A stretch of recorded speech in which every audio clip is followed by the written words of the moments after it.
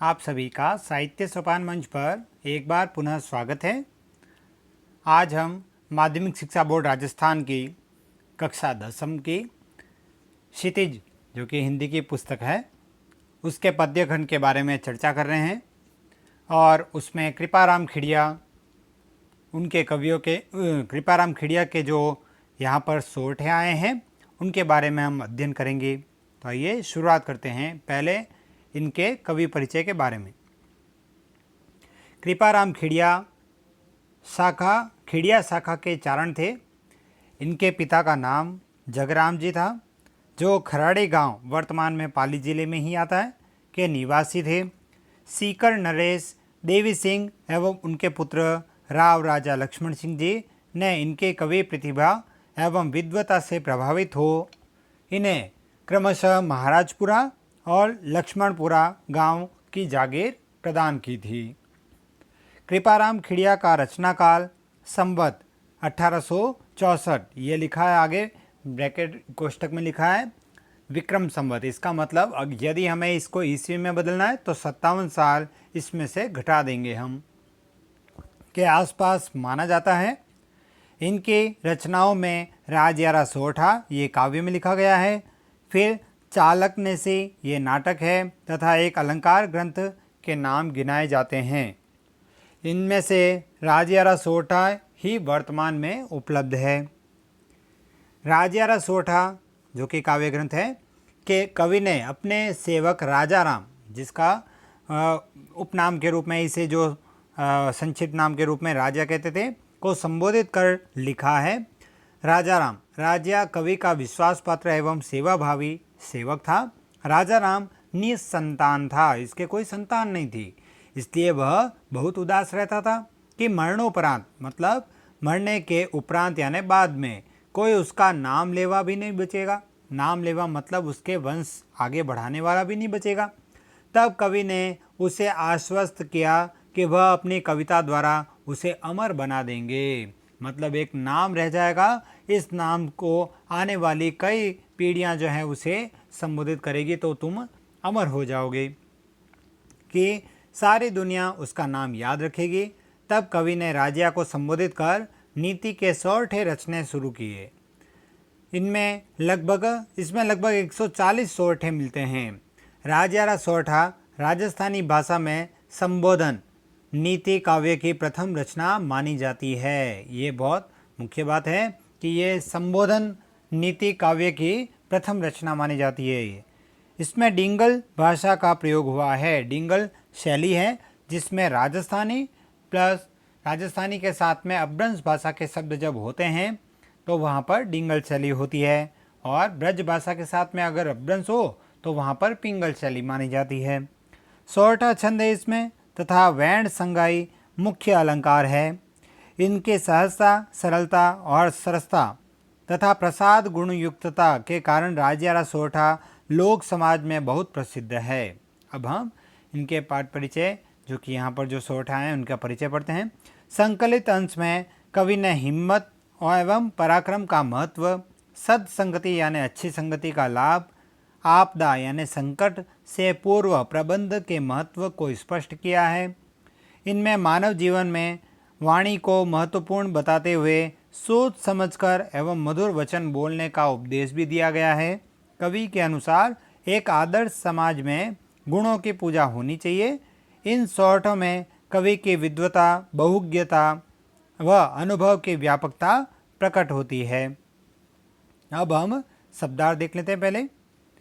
रोही यानी निर्जमन, हलकार्या यानी ललकारना, मृगा यानी मृग या पशु या हिरण भी कह सकते हैं, युद्ध यानी युद्ध, रसा जो कि पर्यायवाची है पृथ्वी का, बेमौसर यानी बिना अवसर, उपाव यानी उपाय, आमय यानी रोग, गाले यानी देता है, हरखत यानी हर्ष या प्रसन्नता, इमरत या अमृत ये इसका अपभ्रंश रूप हो गया। फिर आगे आया मुके यानी कम होना, आकृत यानी आकृति, फिर मंजार यानी मध्य में, चनन यानी चंदन वृक्ष, फिर है मंजार यानी बिल्ली, खड़, इसको यहाँ पे जो अंत में खड़ ल आया, यहाँ पे ल से थोड़ा भिन्न उच्चारण होता है ळ। खड़ यानी खल या भूसी, फिर थन, धन यानी घण यानी गाले, घण यानी घने, धाय यानी प्रहार, राय यानी दरार। फिर इसके बाद में आछी यानी अच्छे, श्याला यानी शिंगालों को यानी सियारों को, जोरावर यानी बल पराक्रम, खगा यानी तलवार, फिर अदावत, अवदात, अवदात यानी हितकारी या उज्जवल। उज्जवल शब्द को याद रखना है किस तरह से लिखा जाता है, दोनों ही ज स्वर रहित होते हैं। रूढ़ यानी अच्छी, दव यानी जंगल, रोभा यानी कष्ट, रद यानी रद्दी, रसना यानी जबान या वाणी, रंच यानी जरा सा भी, फिर हेक यानी एक, न्यारो यानी अलग, तर यानी वृक्ष, फिर मूसा यानी चूहा, रस यानी अपनत्व या मित्रता, गुड़, फिर इसको कहते हैं गुड़, साबड़ यानी हथौड़ा, भिद यानी भेदना, उर्द गत यानी उधर्व गति यानी विपरीत गति। अब यहाँ से हम पहले सोरठे के बारे में अध्ययन करेंगे। जब भी इनकी व्याख्या करें तो सबसे पहला बिंदु जो है संदर्भ, जो संदर्भ में हम लिखेंगे प्रस्तुत पद्यांश हमारी पाठ्य पुस्तक क्षितिज के पद्य खंड से अवतरित है, जो कि राजयारा सोरठा, जो कि कृपाराम खिड़िया द्वारा रचित राजयारा सोरठा से संकलित है या लिया गया है। फिर उसके बाद में प्रसंग, तो पहला जो है उसका हम प्रसंग देखते हैं, पहले इसे पढ़ना है। गुण अवगुण जिण गाँव, सुने न कोई सांभळे, सांभले उण नगरी विच नाव, रोही आछी राजिया। इस सोरठे में यहाँ पर प्रसंग में हम ये लिखेंगे कि जिस कवि ने जिस गांव में गुण और अवगुण की समानता दिखाई जाती है, या फिर जहाँ पर गुण और अवगुण में भेद नहीं किया जाता, उससे अच्छा निर्जन वन में रह जाए, या फिर यहाँ पर गुणों के महत्व को बताया है, ये भी कह सकते हैं हम। अब इसका अर्थ देखते हैं, व्याख्या देखते हैं। गुण अवगुण जिण गाँव, सुने न कोई सांभळे। तो यहाँ पर कवि कह रहे हैं राज्य को संबोधित करते हुए, हे राज्या, जिस गांव में गुण और अवगुण यानी किसी व्यक्ति में अच्छे गुण हैं तो उसे, और किसी व्यक्ति में अगर अवगुण है तो उसे, दोनों को समान भाव से देखा जाता है। और सुने न कोई सांभळे, न तो समान भाव से ही, मतलब दोनों की समान भाव से ही बातें सुनी जाती है, समान भाव से ही समझी जाती है। उण नगरी विच नाव, तो उस नगर के बीच में नाव, इसका मतलब हमें उस नगर के बीच में हमें रोही आछी राजिया, उस नगर में जाने से अच्छा है रोही आछी राजिया। रोही यानी निर्जन वन, बिल्कुल जहाँ पर सुनसान होता है वैसे स्थान पर जाना अच्छा है। इस स्थान पर जहाँ पर गुण और अवगुण में कोई भेद नहीं किया जाता, उसमें जाने से अच्छा है हम किसी सुनसान स्थान में चले जाएं। तो यहाँ पर ये अर्थ है। और दूसरा, यहाँ पर अगर हम कला पक्ष देखें इसका, तो यहाँ पर राजस्थानी भाषा में रचित है ये, इसे मेवाड़ी शब्द भी आए हैं इसमें। फिर उसके बाद में यहाँ पर ज्ञान की बात के रूप में बताया तो प्रसाद गुण कह सकते हैं, शांत रस हो जाएगा, गेय शैली, सोरठा छंद में है। अलंकार अगर हम देखें यहाँ पर तो अंत्य अनुप्रास नहीं है यहाँ पर। अगर हम शब्दों का देखें अगर, तो यहाँ पर देखा जाएगा गुण अवगुण, इस प्रकार से तुकबंदी हम देख सकते हैं। तो यहाँ पे हम छेकानुप्रास कह सकते हैं इसे, या फिर इसे हम अलंकार के रूप में अगर ऐसे ही लिखें तो हम इसे अनुप्रास के रूप में भी कह सकते हैं। फिर दूसरा पद पढ़ते हैं। कारज सरे न कोय, बल पराक्रम हिम्मत बिना, हलकारियाँ की होय, रंगा श्याला राजिया। तो कवि कृपाराम खिड़िया जी राजिया को संबोधित करते हुए कहते हैं कि कारज सरे न कोई, कोई भी कार्य नहीं हो सकता कब, बल पराक्रम हिम्मत बिना। यदि हमारे भीतर बल यानी शक्ति नहीं है, पराक्रम नहीं है, हिम्मत नहीं है, साहस हिम्मत ये सभी नहीं है, तो हम कोई भी कार्य नहीं कर सकते। हलकारिया की होय, रंगा श्याला राजिया। अरे यदि रंगे हुए सियार जो होते हैं, सियारों पे अगर हम शेर का रंग कर दिया जाए और यदि उन्हें कोई भेज दिया जाए शिकार के लिए, तो अपनी हलकार, इसका अर्थ ये है कि वह अपनी ललकार के माध्यम से वह जब बोलेंगे, तो जब वहाँ पर शिकार के लिए ललकारा जाएगा, तब वह अपनी आवाज़ के माध्यम से बता देंगे, क्योंकि वो भयभीत हो जाते हैं। इसलिए सिर्फ रंग करने से ही या उसमें बल पराक्रम ऐसे गुण नहीं आ सकते जैसे शेर में होते हैं। वह भले ही उसमें शेर का रंग कर दिया जाए उस पर, लेकिन फिर भी उनमें बल पराक्रम और हिम्मत शेर जैसी नहीं आ पाती। तो यहाँ पर वही बात अब बताया है कि हर कार्य के लिए ये 3 आवश्यक गुण माने गए हैं। आगे, मिले सिंह वन माह, किण मिर्गा मृग पतकियो, जोरावरति जाह, रहे उरदगत राज्या। इसमें भी वैसे देखा जाए तो यहाँ पर भी साहस का ही वर्णन आया है। यहाँ पर एक उदाहरण दिया गया है कि जंगल में हमने जब देखा कि शेर वहाँ का राजा कहलाता है, मृग पत यानी सभी जानवरों का राजा कहलाता है। शेर जो होता है सभी जानवरों का राजा कहलाता है। तो किसने कहा है उनको कि राजा की पदवी जो है वो शेर को दे दी है? किसने कहा?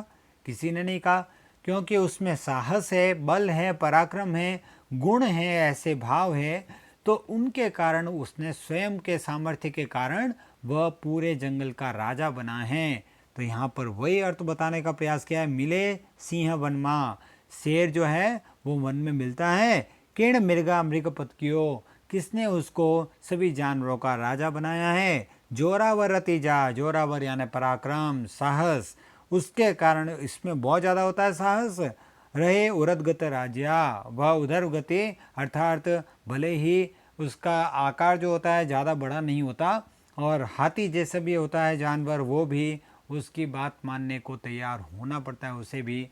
तो वही यहाँ पे अर्थ हो रहा है कि ऊर्ध्व गति, विपरीत गति भी हो जाती है, अर्थात शेर जंगल का राजा कहलाता है।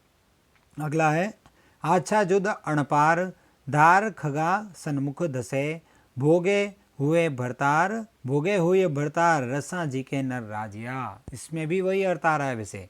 आच्छा युद्ध अणपार, युद्ध जो होता है उस युद्ध भूमि में जाने से पहले धार खगा सन्मुख धसे, जो वीर होता है वो उस तलवार की धार जो देखने के लिए भी अपनी उंगली के द्वारा देखते हैं कि इसमें धार है या नहीं है, और साहस के साथ में एकदम से युद्ध में प्रवेश करते हैं। भोगे हुए भरतार, जो साहसी व्यक्ति होते हैं वही भरतार, वही जो है ना स्वामी जो होता है वो रसा जी के नर राज्या, रसा यानी पृथ्वी, पूरी पृथ्वी के भोगों का उपभोग कर पाता है। जिसमें साहस होता है, जिसमें बल पराक्रम होता है, वही ऐसे कार्य कर सकता है। तो इसमें भी ऐसे ही बल पराक्रम और साहस के गुणों की व्याख्या हुई है। फिर 5वां है, इन्हीं सुअवदात कहनी सोच विचार कर, बेमौसरी बात रूढ़ी लगे न राज्या। तो क्या रहे हैं कि किस समय हितकारी कौन सी बात हो सकती है, ये हमें बहुत सोच विचार कर और समय और स्थान को देखकर ही कोई बात कहनी चाहिए। क्योंकि बेमौसर की बात, बेमौसर इसका मतलब बिना अवसर की कोई बात हम कह देते हैं, अगर हम कह देते हैं तो वह अच्छी नहीं लगती है। रूढ़ी लगे न राज्या, वह हितकारी या वह प्रभावशाली नहीं लगती है किसी को भी।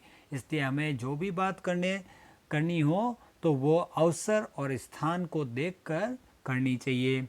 तो इस प्रकार से हमने आज कवि परिचय और 5 सोठों की व्याख्याएं पढ़ी है। तो आप प्रयास भी करते रहें, दोहरान करते रहें। इससे आगे हम अगले वीडियो में पढ़ेंगे।